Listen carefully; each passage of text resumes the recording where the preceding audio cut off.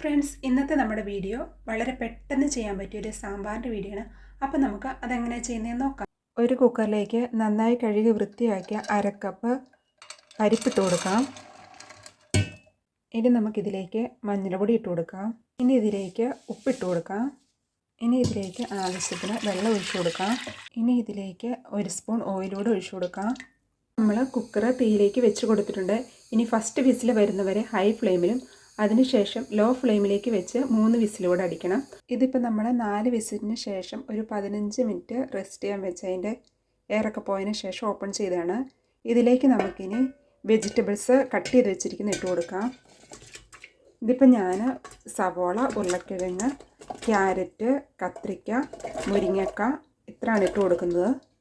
ഇനി നമുക്ക് ഇതിലേക്ക് കുക്കറിൻ്റെ അടുപ്പ് വെച്ച് കൊടുക്കരുത്, മറ്റൊരു മൂട വെച്ച് കൊടുത്തൊരു 20-25 മിനിറ്റ് ഈ വെജിറ്റബിൾസ് വേവിച്ചെടുക്കാം. ഇപ്പം നമ്മുടെ വെജിറ്റബിൾസ് ഒക്കെ ഏകദേശം വെന്തിട്ടുണ്ട്. ഇനി നമുക്കിതിലേക്ക് പുളി പിഴിഞ്ഞെടുത്ത് വെള്ളം ഒഴിച്ചു കൊടുക്കാം. ഇനി നമ്മൾ പുളി ചൂടുവെള്ളത്തിൽ വെച്ച് അത് ലയിച്ചതിന് ശേഷം അരിപ്പയിൽ അരിച്ചെടുത്തതാണ്. ഇനി നമുക്കിതിലേക്ക് ഒരു തക്കാളിക്ക് അരിഞ്ഞിട്ട് കൊടുക്കാം. ഇനി നമുക്കിതിലേക്ക് ഉപ്പിട്ട് കൊടുക്കാം. ഇനി നമുക്കിതെല്ലാം നന്നായിട്ടൊന്ന് മിക്സ് ചെയ്യാം. ഇനി നമുക്കിതൊരു 3-4 മിനിറ്റ് കൂടെ വേവിച്ചെടുക്കാം. ഒരു പാൻ ചൂടാൻ വെക്കുക. ചൂടായി കഴിയുമ്പോൾ അതിലേക്ക് നമുക്ക് എണ്ണ ഒഴിച്ചു കൊടുക്കാം. ഇപ്പം എണ്ണ ചൂടായി വന്നിട്ടുണ്ട്. ഇനി നമുക്കിതിലേക്ക് വെണ്ടയ്ക്കായ ഇട്ട് കൊടുക്കാം. നമുക്ക് ഈ വെണ്ടയ്ക്കായ ഒന്ന് ഫ്രൈ ചെയ്തെടുക്കാം.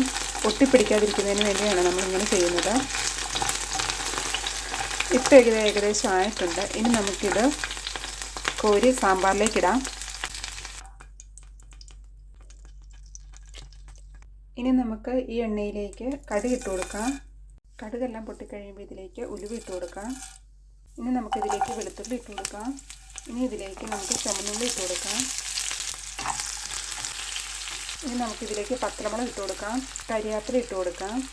ഇനി നമുക്കിതിലേക്ക് ഉപ്പിട്ട് കൊടുക്കാം. ഇനി നമുക്ക് നന്നായിട്ടൊന്ന് ഇളക്കി കൊടുക്കാം. ഇനി നമുക്കിതിലേക്ക് പൊടികൾ ചേർത്ത് കൊടുക്കാം.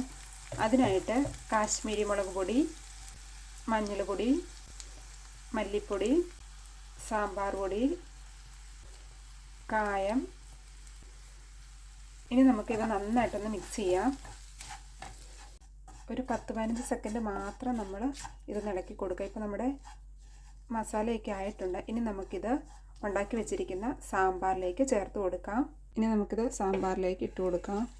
ഇനി നമുക്കിത് നന്നായിട്ടൊന്ന് മിക്സ് ചെയ്തെടുക്കാം.